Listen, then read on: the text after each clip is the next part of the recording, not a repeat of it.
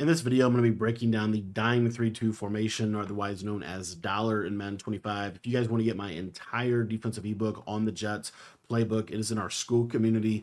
$10 will get you access to everything that I know about Madden and college football 25, all of our offensive and defensive ebooks, exclusive tips, Q&A videos, all of that stuff to help you take your game to the next level. If you want to sign up for that, that link is going to be down in the description below. Now in this video, as I said, I'm going to be going over kind of a dollar and general and concept and explaining my audibles and just different things about why this defense is so good. So this defense is so good in my opinion because it's really switch stick optimized. You can switch stick very effectively out of dollar. You also have the most amount of variation in your coverage defenses, your coverage shells. It's very effective for that. It has a really nice alignment, and there's really two different methods. We could either run double safety, or we could just come out in default. We're symmetrical formation, so we can handle any kind of audible that they might do. And the run really isn't that great this year, so dollar honestly can handle most of the running game that you're going to face.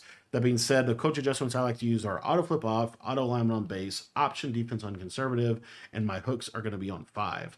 From there, I'm going to pretty much base this entire defense around really one play, technically two, and that is going to be Tampa 2 drop, or it's going to be this cover or Tampa 2. So you could pretty much do everything out of Tampa 2. You don't really ever need to use a different defense.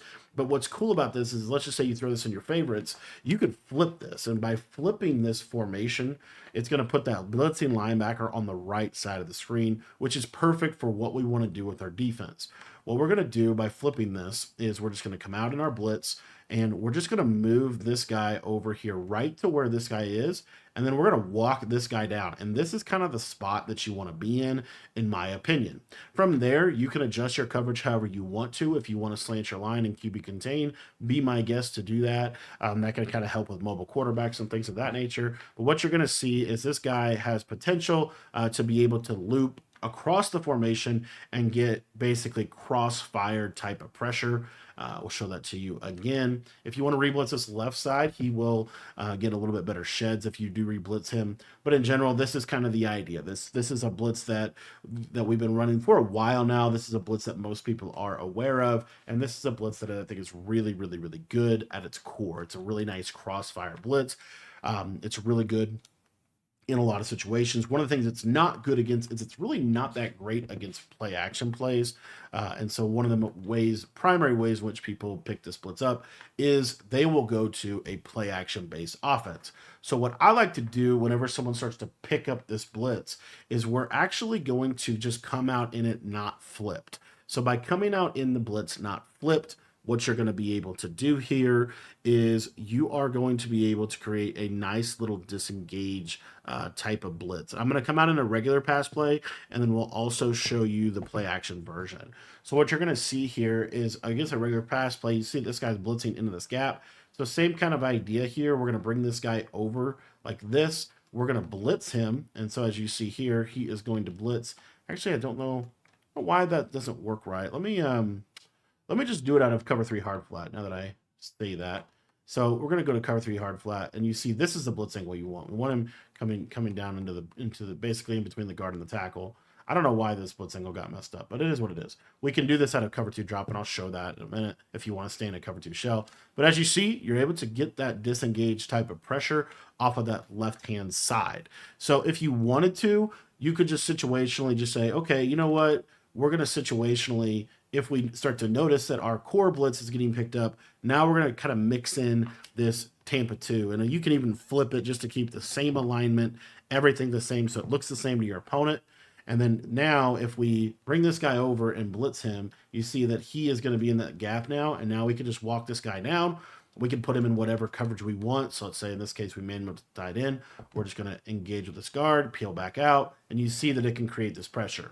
Now, as you notice, those defensive ends are kind of like trying to shed. What I like to do on this is kind of the same idea. I like to contain. And the reason I contain is to try to keep that from happening so that I can really isolate this blitzer. There was kind of a bad user, but so that I can really isolate this blitzer and try to get this pressure to come in. So again, we'll just do it one more time here.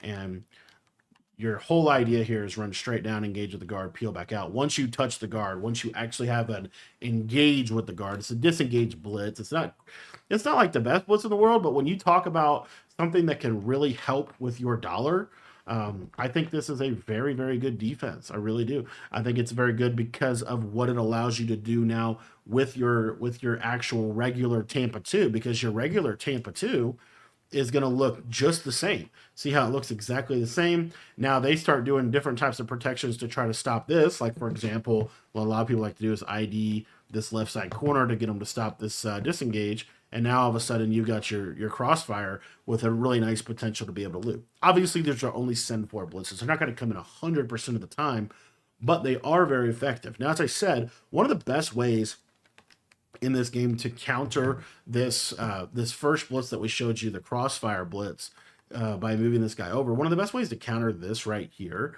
is to run a play action play. As you see, that crossfire blitz angle pretty much just dumbs out and he doesn't really blitz properly. Okay, so by that measure, all you have to do to beat dollar is run play action, and then they can never get any pressure, right? Well, if you add in this blitz we just showed you out of the cover 2, where you're just blitzing this guy, bringing him over, and then you're bringing this guy down, and you're going to engage with this left guard, then what you're going to see here is now you're going to be able to get this disengage pressure, even though they're still in a play action play. So it's a great way to be able to have that send 4 capability versus regular pass pro and play action, and really forcing your opponent to have to set up some type of pass protection within their offense, which is going to really going to open up your entire defensive system, like whatever you want to do from there. Another thing you can do is you can sometimes throw this defensive tackle. I really like to crash my line or slant my line to the right, just to try to get that center to go to the right, and then I'm going to kind of really get isolation on that guard. As you see there, that was a real nice way of just isolating the guard and really putting him in a position where he's not able. So again, as you see, I'm doing this. I'm not doing this out of Tampa 2. I'm doing this out of cover 2 drop. And then I'm just moving. I'm blitzing my linebackers. I'm moving this guy over. I can put this guy in whatever coverage assignment I want. I'm bringing him down in the same spot. And instead of peeling out to the left, I'm going to run straight down, engage, and get out and get into coverage. This little twist on dollar makes it 1,000 times better. And we also still have the ability, if we wanted to kind of have a disguise blitz in this edge blitz, where we could assume the defense like this, which is important to show this. And then the other thing that I was going to show you about this is, let's say we wanted to kind of keep that disguise of edge blitz, but we want to use this guy now. Well, guess what? If we go to the cover 3 hard flat, now we see I have that blitz angle from the left, and you can just run this guy down, and you get that disengage off of that left side. Didn't get it quite right there with my hover, so we'll try to show that again. And you can also do this out of cover 2, but you're just basically switching the linebackers now. And as you see, the blitz comes in perfectly. So to me, this is a really, really cool little defense to be able to utilize, because it doesn't have the best. These are not the most overwhelming blitzes ever, but these blitzes are good enough that force some type of pass pro or some type of timer.